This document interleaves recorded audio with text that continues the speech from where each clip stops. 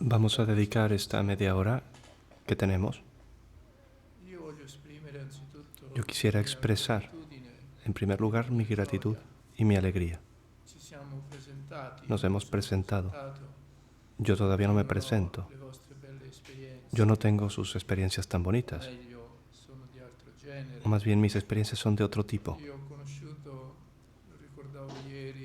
Yo recordaba ayer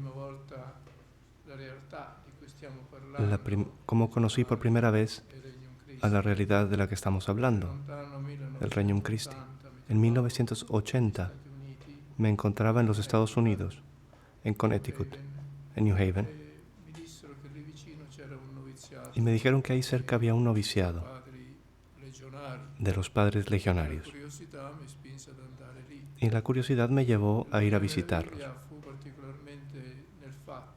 Y me impresionó especialmente el hecho de que había novicios americanos que hablaban español.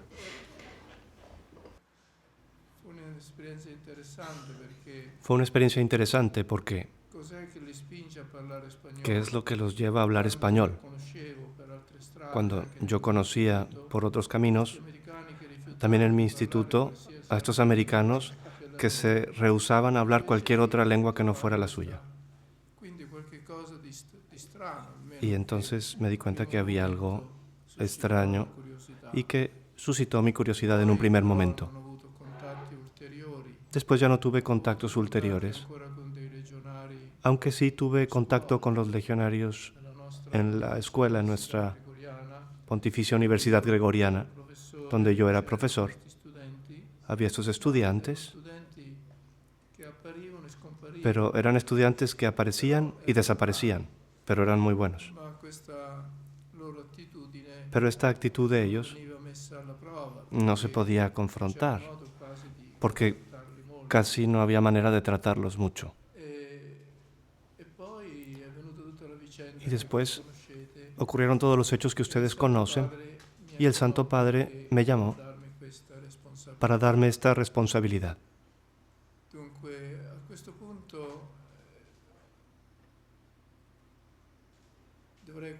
Así, yo tendría casi que pedirles perdón en este momento a los miembros del Regnum Christi, de primero y segundo grado, porque en mi perspectiva, de alguna manera, ustedes no existían. Porque como hemos hecho muchas veces, hacemos muchas veces, las cosas, los problemas, las cosas que no caminan, son las que llaman nuestra atención. Y en ese momento lo que nosotros veíamos era la Legión, y particularmente la parte menos bella. Y cuando una realidad se ve en la parte menos bella, se encuentran pocas cosas que merecen, por las cuales entusiasmarse. Pero había una parte muy hermosa, un aspecto que muchas veces se olvida es este. Cuando el Papa me llamó para hacerme su delegado en este campo, él ya había hecho un camino largo, ya había hecho una evaluación. Se tuvo toda la noticia escandalosa. Se hizo la visita apostólica a la Legión, todos los sacerdotes y religiosos, por parte de 5 obispos que se comprometieron a fondo en esta visita. Se hizo una relación y se dio un juicio comprensivo. Muchos en ese momento veían solo el mal. Y si se ve solo el mal, ¿cuál es la reacción? Es mejor hacer desaparecer la realidad que está delante de nuestros ojos. Y aquí surge un aspecto muy hermoso de la vida de la Iglesia, que constata que en su interior existe el mal, pero la palabra última no la tiene el mal, sino el bien. La lucha entre el bien y el mal siempre ha existido. Pensemos en la lectura del libro del Génesis, al inicio de la Sagrada Escritura. Pondré en enemistad entre ti y la mujer, tu descendencia y la de ella. pero ella te aplastará la cabeza.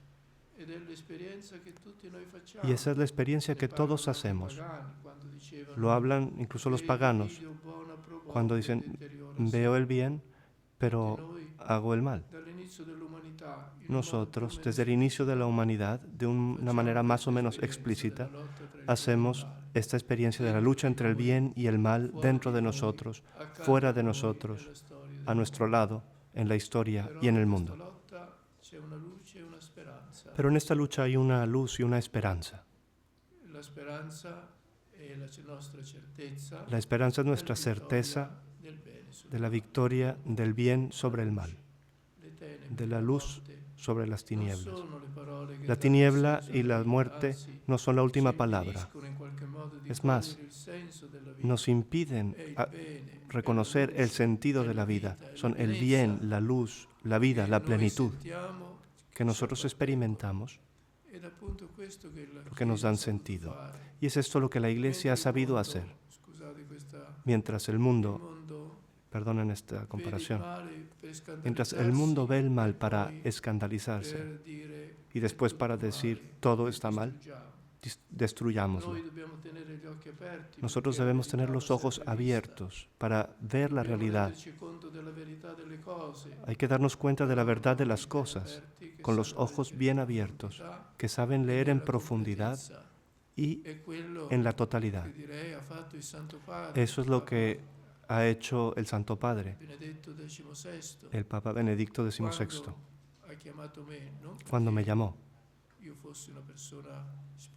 No porque yo fuera alguien especial, sino porque al inicio, las primeras 2 líneas de la carta de nombramiento dice: después de haber hecho la visita apostólica a la Legión, he constatado que gran parte de los sacerdotes legionarios son personas llenas de celo, fieles a su vocación y comprometidos en el servicio de la Iglesia.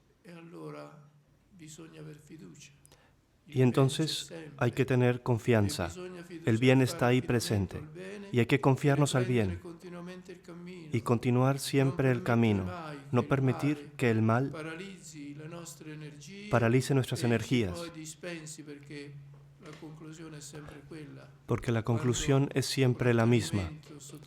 Cuando nos ensañamos para subrayar el mal, queremos llegar a una conclusión. No vale la pena trabajar. La parálisis, que después nos hace correr el riesgo de llegar a la muerte. En cambio, el Papa ha hecho un juicio muy positivo. No obstante la situación difícil, ha visto el bien. Lo vio en la Legión, en primer lugar, donde no se veía el bien. Pero circunscribió el problema al inicio. Y el problema estuvo centrado en este tema. Cuando el Papa me dio este nombramiento, tenía que ver sobre todo en la Legión. Y en las últimas 2 filas de las líneas de la carta decía que también el Regnum Christi. Y fue tanto que yo ni siquiera lo había notado. Yo había sido nombrado delegado para la Legión. Eso para explicarles cómo es que los olvidamos. Pero trabajando descubrimos otra realidad. El Regnum Christi, en primer lugar, lo descubrimos en las personas que eran colaboradores más estrechos de los legionarios. Y eso fue lo primero que vimos al recibir el encargo y luego lo hemos extendido y nos dimos cuenta de la presencia del tercer grado. Tan es así que el Papa encargó a un visitador, Su Excelencia Monseñor Blázquez, para que visitara también al tercer grado. Y a ustedes se quedaron fuera, los de primero y segundo grado. De alguna manera no tuvo tanta relevancia. Pero caminando llegamos a descubrir esto y quizás sea la realidad más bella. Cuando descubrimos el primero y segundo grado, de pronto se iluminó nuestra mente, nuestra inteligencia, nuestro interés. Y en la visión global, por lo menos yo y también mis otros colaboradores, tuvimos una impresión de luz que nos ha permitido mirar con mucha confianza y esperanza hacia el futuro, porque hay tanto bien en esta realidad completa.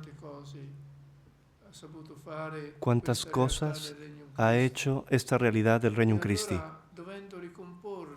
Y entonces, al tener que ver y considerar toda la realidad y considerar cada una de las partes dentro del todo, dijimos, tenemos que también tener en consideración al primero y segundo grado. Y lo hacemos ahora, quizás con un poco de retraso. Y es de esto que quisiera pedirles una disculpa por el retraso con el que hemos llegado. Pero ha sido un retraso que se debe a las exigencias. Quien está herido debe ser atendido primero.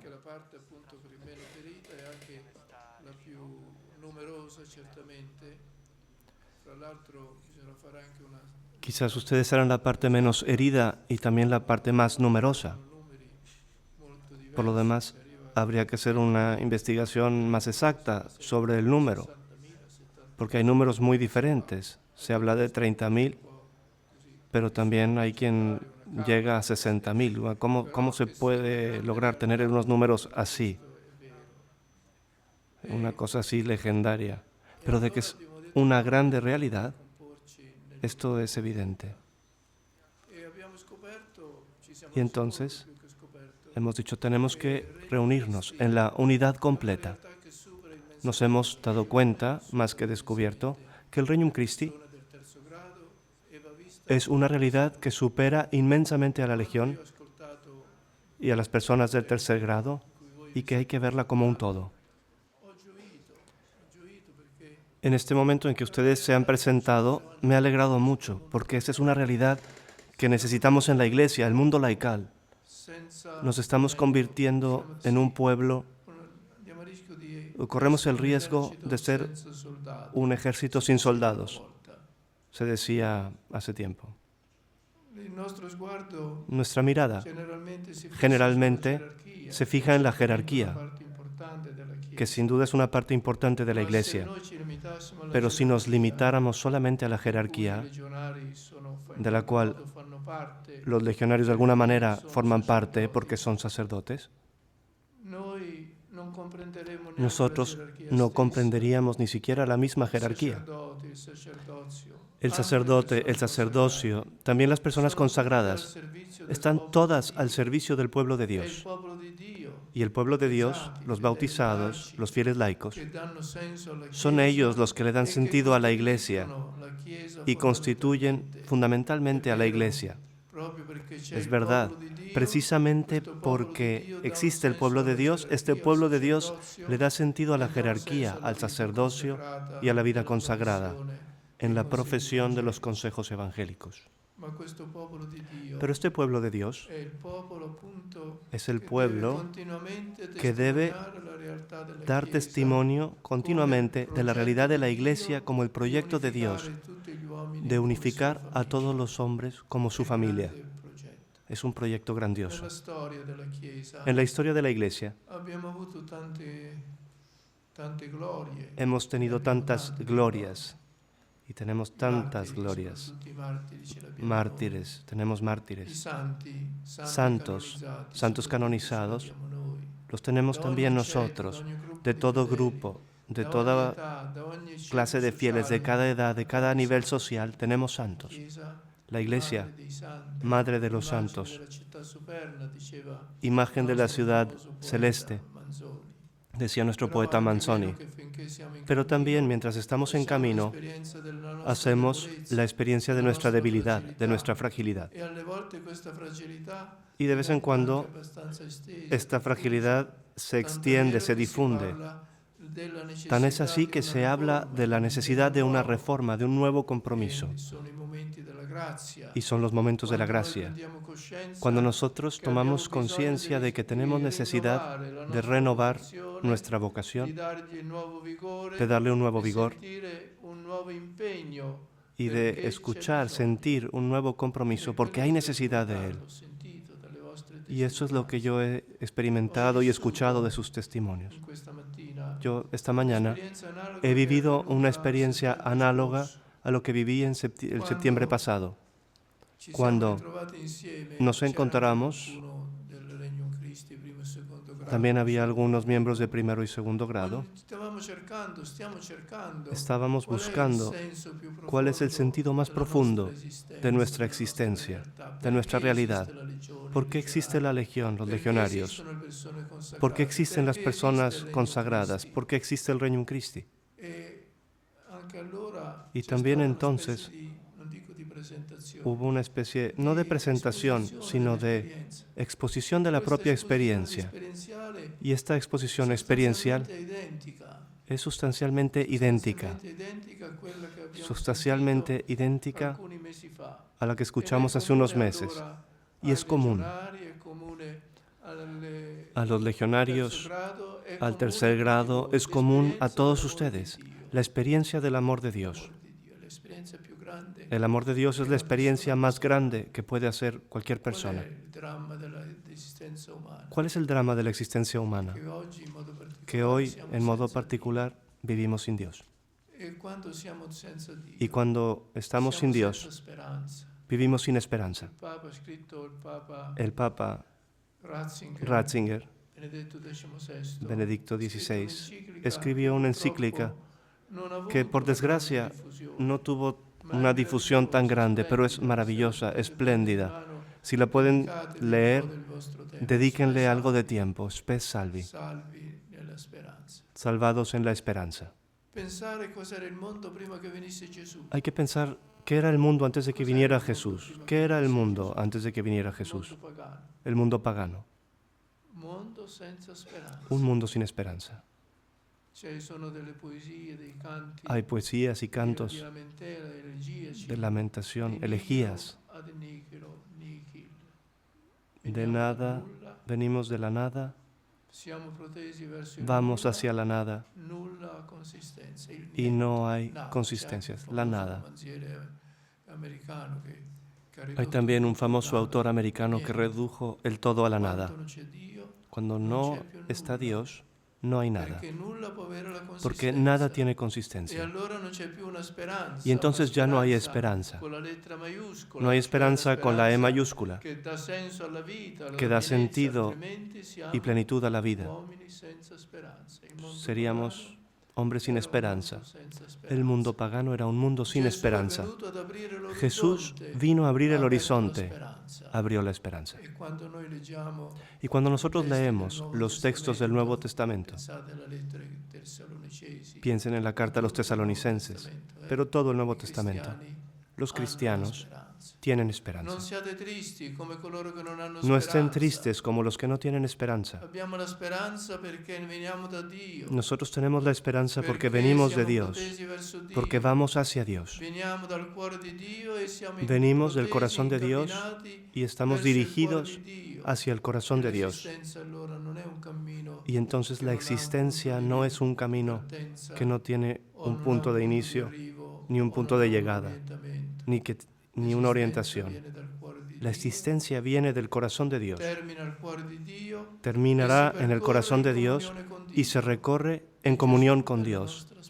Y Jesús es nuestra esperanza, el Hijo de Dios hecho hombre. Y ustedes, como también la otra experiencia de septiembre, hablando de ustedes mismos, ustedes han dicho, hemos descubierto a Dios, pero sobre todo nos hemos encontrado con Jesús. Y de este encuentro con Jesús, nuestra vida se transforma. Y al ser transformada se convierte en vida apostólica, testimonio, anuncio del Evangelio, anuncio de esperanza, se convierte en amor. Amados para amar. Si nos sentimos fruto de una experiencia de amor, nosotros mismos nos convertimos en amor y nos convertimos en luz que ilumina el mundo. Y es esta la experiencia del pueblo de Dios que nosotros queremos despertar. Es esta experiencia el patrimonio que es común de todo este movimiento que queremos resumir con la palabra Regnum Christi, y cada uno en su puesto, en su lugar. A la raíz está el bautismo, la vida nueva en Cristo, la fe. Y esta fe es la luz, la fuente, la energía del Espíritu Santo, la adopción para ser hijos de Dios. Hacer esta experiencia como ustedes lo han manifestado es algo grande, extraordinario, que puede llenar el vacío. Y los laicos tienen que llevar a cabo esta realidad.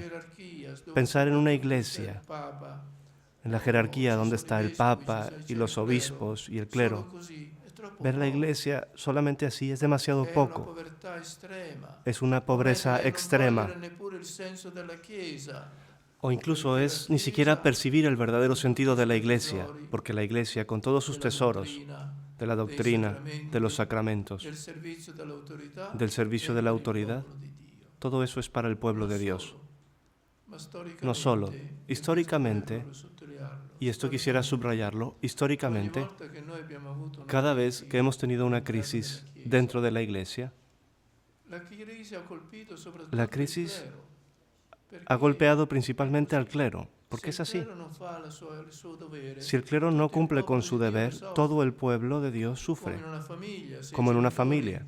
Si los padres no hacen su trabajo, ¿quiénes sufren? Los hijos. Cuando en la iglesia quien tiene la responsabilidad no cumple con su deber, el pueblo de Dios se siente abandonado. Y ahí está el resultado de la ignorancia. Si no se anuncia la palabra de Dios, la iglesia es ignorante. Si no se anuncia la palabra de Dios, no hacemos la experiencia de Dios ni de Jesucristo.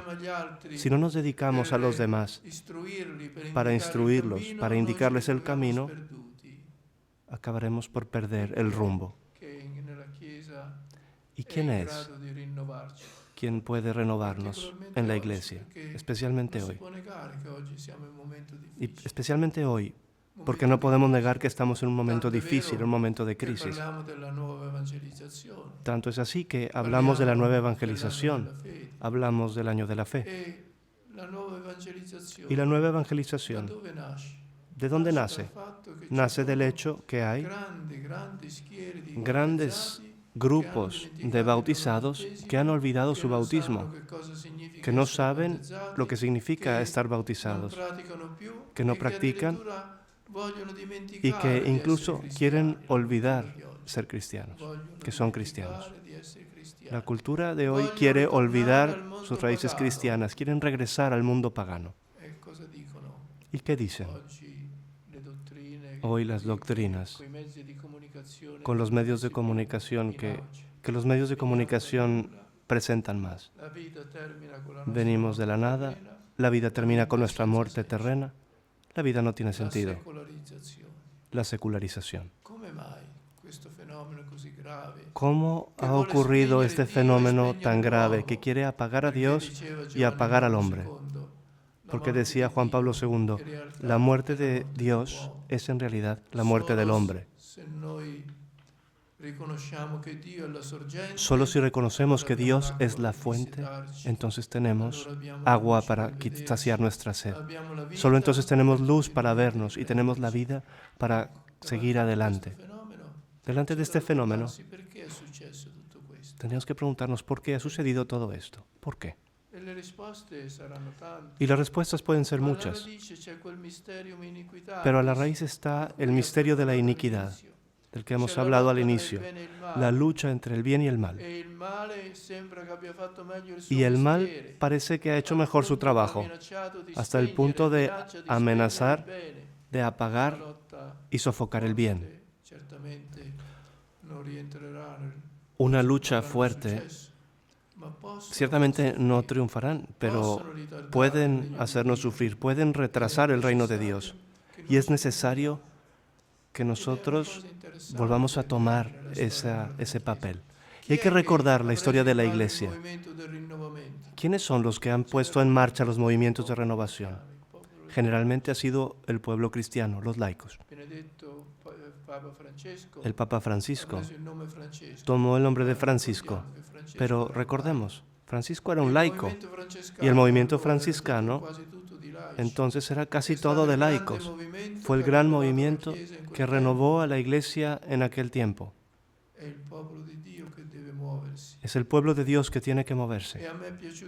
Y a mí me gustó mucho que hayan subrayado el sentido de responsabilidad apostólica, también hacia la Iglesia, también hacia los sacerdotes, también hacia los religiosos.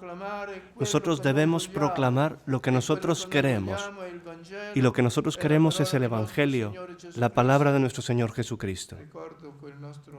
Recuerdo al delegado de Filipinas que dijo que era el más anciano. Bueno, el más anciano soy yo. Pero los filipinos tienen esta característica. Es un pueblo en el que el laicado se siente verdaderamente iglesia. También con la emigración, en Italia, por ejemplo, donde hay filipinos, hay comunidades cristianas hermosas. ¿Por qué? Todos se sienten comprometidos como cristianos a hacer el propio deber y a participar. No están ahí a ver qué hacen los clérigos, qué hacen los sacerdotes. Arrimemos el hombro, somos nosotros, el pueblo laical. Leamos los Hechos de los Apóstoles, aquí la Priscila, esposos cristianos que abandonaron Roma y se fueron a evangelizar. Apolo, la tradición cristiana, puede vivir y sobrevivir a través de la acción de todo un pueblo cristiano. Y el Regnum Christi es precisamente esta grande realidad. Es el reino de Cristo. ¿Cuál es el fin del designio de Dios sobre toda la historia? ¿Cuál es este fin? Sino instaurar el reino de Dios. Jesús vino al mundo y ¿qué dijo? El reino de Dios está presente, conviértanse, crean en el Evangelio. Nos enseñó a orar con la oración que conocemos y decimos tantas veces al día. Venga tu reino, que se haga tu voluntad. Ese es el reino de Dios. Y San Pablo nos dice que toda la historia llegará a su cumplimiento cuando Dios sea todo en todos, cuando se instaurará en modo pleno y definitivo el reino de nuestro Señor Jesucristo, el reino de Dios en el mundo. Y entonces sí será todo hermoso. Cuando Dios reina en el corazón de cada hombre, será reconocido como camino, verdad y vida. Y entonces se realizará, sí se realizará ese mundo maravilloso que nosotros esperamos, en el que por falta de fe creemos poco. Pero este reino se instaura a través de nosotros. Y este reino, que pertenece a toda la Iglesia, pero particularmente nosotros queremos ser testigos. Y ahí está nuestra tarea, nuestro trabajo, lo que estamos realizando. Regnum Christi. Laicos. Primero y segundo grado. Regnum Christi, religiosos, personas consagradas. Regnum Christi, sacerdotes. Cada uno según la propia vocación. Cada uno según el lugar en el que se encuentra, según su propia condición, pero todos cooperando unos con los otros. Cada uno con la propia identidad, porque no podemos confundir las vocaciones. Cada uno tiene la suya, pero a la raíz de estas vocaciones diversificadas está la vocación común, que es la vocación de ser bautizados e hijos de Dios. Y nosotros estamos trabajando. Y esto es lo que ustedes tienen que hacer en estos días. Ver cómo ese paso que ya hemos realizado, este carisma común en el que nos queremos comprometer, al que nos sentimos llamados del Regnum Christi, esos elementos esenciales del carisma del Regnum Christi, ¿cómo son esos? El punto común de todos, de los legionarios del tercer grado, primero y segundo grado. Cada uno tiene que encontrar su propia identidad, su vocación cristiana y esta vocación especial en el Regnum Christi y cooperar todos juntos con los demás. ¿Cómo armonizar todo esto?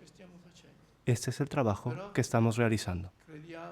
Pero creemos que esto es posible. Es más, debemos hacerlo porque nos reconocemos como llamados de Dios en la misma vocación de trabajar para extender el reino de Cristo. Este es el deseo que yo les hago a todos ustedes para estos 3 días, que esta experiencia que han expresado, en la que todos nos hemos sentido reflejados y que es una experiencia maravillosa, pueda encontrar en ustedes también un aspecto institucional adecuado para que pueda continuar. No queremos suprimir nada. No queremos sofocar al Espíritu Santo. Queremos que encuentre caminos y canales para armonizar, para ser eficaz y, por lo tanto, hacer más fecundo esta realidad que vista en conjunto y que vemos que ha hecho grandes cosas. Una realidad espléndida por el testimonio que cada uno de ustedes ha dado y que lo que Dios ha empezado lo lleve a plenitud, sobre todo si no fallamos nosotros en nuestro compromiso. Alla nostra fedeltà. Grazie.